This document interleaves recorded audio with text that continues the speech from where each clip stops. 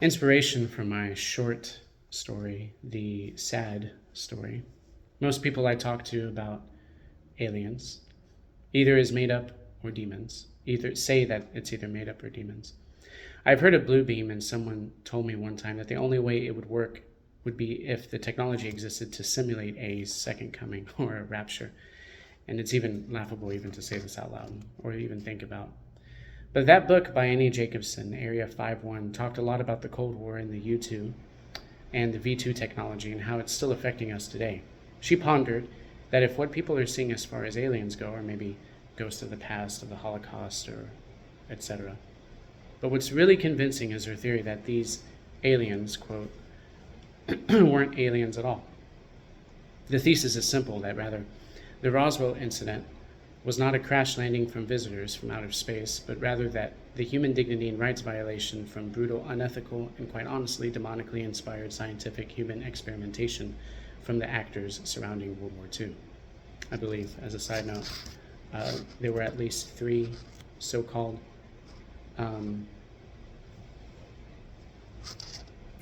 bodies that were pulled out of the Roswell incident, according to the Glenn Davis interview.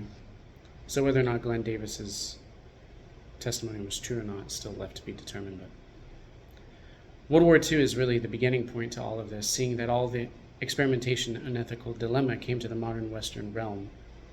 Humans simply doing unhuman things. Darwinism hit a wall with its origins by the 1920s and needing evidence. I go origins because if you read the subtitle of the book, you really see what the main thesis of that work by Darwin was.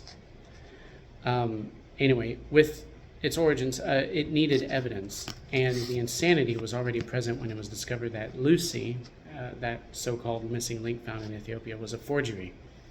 And madmen were seeking evidence for a non-god existence when they trounced around in the Ethiopian mountains, piercing together the ribs of pigs to prove that man came from apes. Darwinism already showed its flaws with its origins, so now its real colors shone when the theory was flipped on its head. When Darwin's grandchildren, so to say, like Carl Sagan, postulated that, quote, we were made of stardust, end quote. So instead of man being descended from apes, the theory needed to change, that perhaps man was in fact the ape himself all along. Maybe, just maybe, according to the post-Darwinist, man was the ape and some higher life forms were the progenitors of the human race. Maybe God himself was an extraterrestrial, which is an old idea. It's a Gnostic idea, older than Daniken in his book, The Chariots of the Gods, and even older than the jump that the Nazis came up with. Annie Jacobsen in her book said that it could have been a ploy by the Soviets to cause mass hysteria. Lots of these crashes were filled with burnt victims no taller than 4 feet. There's some evidence too that could have been there could have been Soviet activity down in Mexico during that time too.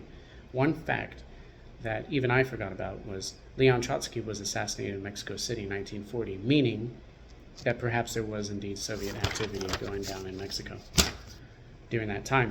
If some of these Soviets were also off of the 2 coasts doing military exercises or whatever, and even down in Mexico, flinging all of these aircraft filled with victims, it's kind of a wild theory, but it's easily explainable.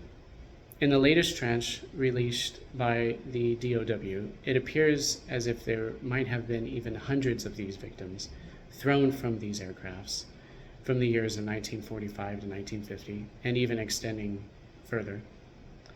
That in and of itself is truly devilish and needs to come to light if in fact it did happen. And it would account for all of the secrecy and the anti-Soviet rhetoric. But what would you do in an ethical situation like this? To even ponder something like this is sickening, really. Quote, live not by lies, end quote, is a good reminder in what we are dealing with, or rather what we have been dealing with for the past couple of generations. It's time for all of us to get right with God and to repent for things known and even things that are unknown. All of Christ for all of life means that life is a repentant lifestyle, not just a sprinkling of good little Christianity on our heads or on our shoes. As a result, the alien lore culture and all of this hubbub is another example of people wanting to believe in anything other than the one true God. And that is always the beginning and the ending of any moral or ethical situation. Do we worship God? Who is God? God is Jesus Christ. Do we worship him?